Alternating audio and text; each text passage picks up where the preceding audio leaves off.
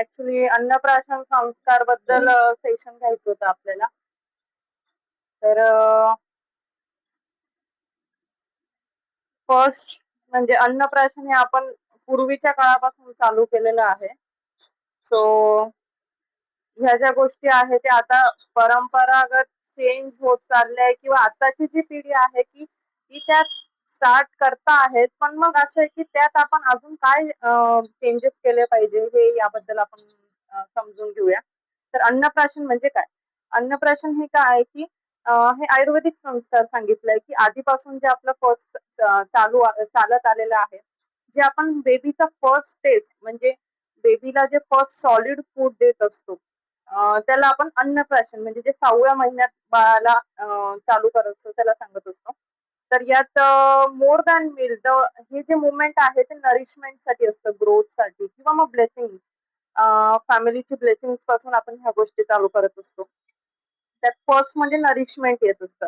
तर first solid food introduce with the care and intention. आता यात केअर केअर म्हणजे सर्वात महत्वाचं की आपण कोणती गोष्ट देतोय बाळाला आणि सर्वात जास्त इंटेन्शन काय आपलं, ही दोन गोष्ट खूप गरजेची असते. नरिशमेंट सोबत केअर प्लस इंटेन्शन.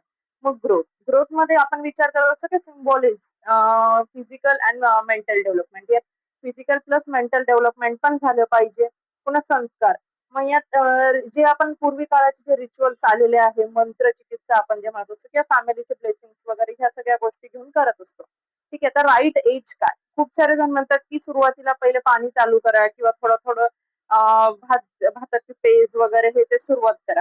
पण आयुर्वेदा काय सांगत असतं की सर्वात पहिले जे सॉलिड फूड आपण जे म्हणत असतो ते बेबीला 6 महिन्यापासून सुरू करायचं. यात सर्वात महत्वाचा मुद्दा काय असतो की 6 महिन्यापासूनच का, 8 महिने का नाही, 5 महिने का नाही, ते 6व्या महिन्यापासून जे आपण अग्नी म्हणत असतो, अग्नी म्हणजे आपले डायजेशन पॉवर, ही डेव्हलप झालेली असते बेबीज मध्ये की जेणेकरून ते ही गोष्ट पचवतील. जे अन्न वगैरे असतं ते त्या फूड साठी सूट झालेले असतात त्यांना.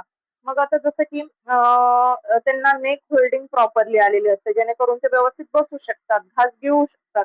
म्हणून ते 6व्या महिन्यापासून आपण अन्नप्राशन सुरू करत असतो.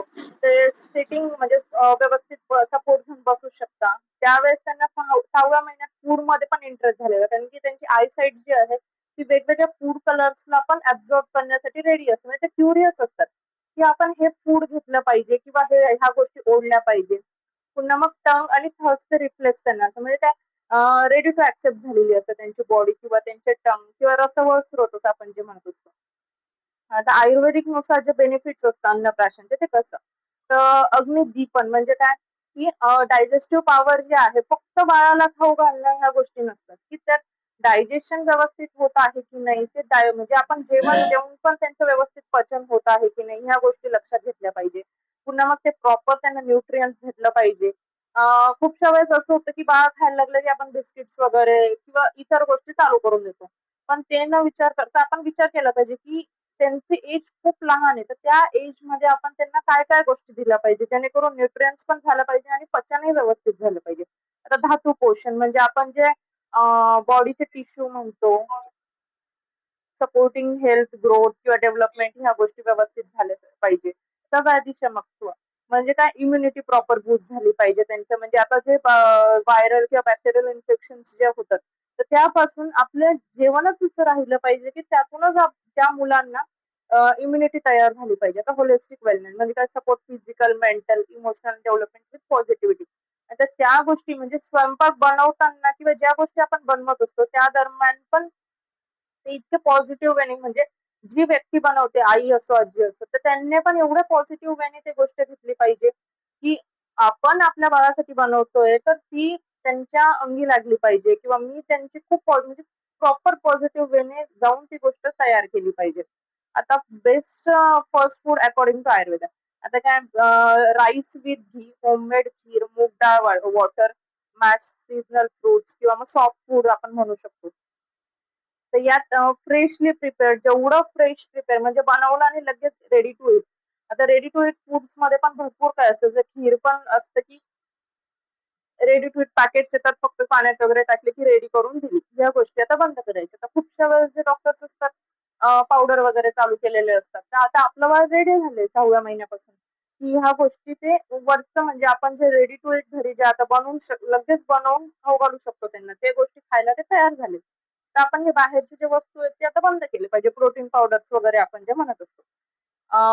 सात्विक फूड दिलं पाहिजे जेणेकरून त्यात त्यांची तामसिक बुद्धी किंवा ह्या गोष्टी पण नको वाढायला. आता जे फूड आपण देतो त्याच्यात एक्स्ट्रा शुगर पण नको असायला. आता बाहेरचे जे फूड्स असतात किंवा बिस्किट्स असतात. मोस्टली आपण बिस्किट्स पण चालू करून देतो की नाही मैदावाले नाही गव्हाचे आहे, व्हीट बेस आहे. तर ते पण नको सुरू करायला सुरुवातीला तर. कारण त्यांची डायजेस्टिव्ह पॉवर हळूहळू वाढत असते. आता तर कुठे सुरुवात झालेली आहे त्यांची. त्या रिच्युअल्स काय? तर जेव्हा आपण अन्नप्राशन देत असतो. आता अन्नप्राशन म्हणजे एकच दिवसाचा नसतो. इथून पुढे सुरुवात झाली आहे लक्षात घ्यायचं असतं, की पूर्ण फॅमिली म्हणजे आता आपण जर जेवायला बसतोय तर त्यावेळेस बाळालाही जेवायला घेऊन बसवणं. त्यांनाही म्हणजे समजून आलं की पॉझिटिव्ह वेने मग त्यावेळेस वातावरण पॉझिटिव्ह असलं पाहिजे, हसत खेळत सगळ्या गोष्टी असल्या पाहिजे. त्यावेळेस सर्वात महत्वाचं म्हणजे पॅरेंट्स हे करतात की त्यांनी जेवलं पाहिजे किंवा एका जागेवर बसलं पाहिजे म्हणून समोर मोबाईल ठेवून जेवण देत असतात. पण हे चुकीचं आहे. कारण त्यांचं लक्ष ते चावण्याकडे नसतं. त्यावेळेस तुम्ही एखादं गाणं म्हणू शकतात किंवा एखादं कोणतं छान सॉन्ग म्हणू शकता. एखाद्या वेळेस आपल्याला नाही येत. पण ठीक आहे मोबाईलवर ऑडिओ लावून ते आपण म्हणत जर गेलो तर ते पॉझिटिव्ह वेने ते बाळ पण घेईल त्याच्या म्हणजे फिजिकल प्लस मेंटली छान राहील त्यांना. आता जसं आजचं जर तुम्ही घेत असणार की आज तुम्ही अन्नप्राशन चालू करणार आहे. तर आजचाच दिवस ना मानून प्रत्येक दिवस अन्नप्राशनच करताय बाळाचं. असं करून ह्यापुढे करणार याची अपेक्षा. पुन्हा आता डू आणि डोंट्स त्या अन्नप्राशनचे. तर सर्वात महत्वाचं म्हणजे फ्रेश फूड घेतलं पाहिजे, वॉर्म असलं पाहिजे, होममेड असलं पाहिजे. Start with small and gentle quantity. सर्वात कमीत कमी क्वांटिटीमध्ये सुरुवातीला सुरू करा. नंतर मग त्याच्या डायजेशनकडे लक्ष द्या. पुन्हा त्याचं पोट साफ होतंय की नाही. म्हणजे थोडं दिल्यावर त्याचं किती पोट साफ होतंय. खूप जास्त त्याची इच्छा नाही तरी आपण त्याच्या तोंडात भरत असतो की वजन वाढलं पाहिजे किंवा खातच नाहीये. या गोष्टीकडे थोडंसं थांबून पण मग लक्ष देणे की किती त्याला पचतंय आणि तो किती ऍक्सेप्ट करायला तयार आहे ते. पुन्हा मग हायजीन सर्वात महत्वाची आहे. स्वयंपाक करताना किंवा मग त्याला भरवताना पण सर्वात महत्वाचं आहे. स्पून्सने वगैरे अवॉइड करा. स्वतःच्या हातानेच द्या. आणि एक 8-9 महिन्याचं बाळ झालं की तो स्वतःच्या हाताने घेऊन खायला तयार असतो. त्याचे हात प्रॉपर हायजीन मेंटेन करून त्याला त्याच्या हाताने खाऊ दिलं तरी चालेल. पुन्हा मग जबरदस्ती त्याला कोणत्या गोष्टी खाऊ देऊ नका. जंक फूड अव्हॉइड करा. खायला लागल्या म्हणजे थोडीशी पाणीपुरी खाऊ घालू. आपण पण केलोय त्याला पण थोडीशी देऊ. ह्या गोष्टी दुर्लक्ष करा. म्हणजे नकाच देऊ. ऍटलीस्ट वर्षभर किंवा 1.5 वर्ष तरी ह्या गोष्टी नाही. पुन्हा मोबाईल सर्वात जास्त त्रासदायक आहे. आपण फीडिंग करत असताना पण त्याला मोबाईल पासून लांबच ठेवायचं. पुन्हा ओव्हर फीड नका करू. आता कॉमन मिस्टेक्स पॅरेंट्स काय करतं? सर्वात सुरुवातीला त्याला जे सॉलिड फूड्स आपण जे म्हणत असतो ते सर्वात जास्त सुरू करत असतात की त्यांची जी डायजेस्टिव्ह पॉवर असते ती रेडीच नसते अजूनही.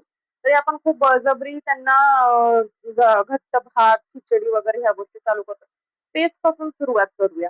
गिव्हिंग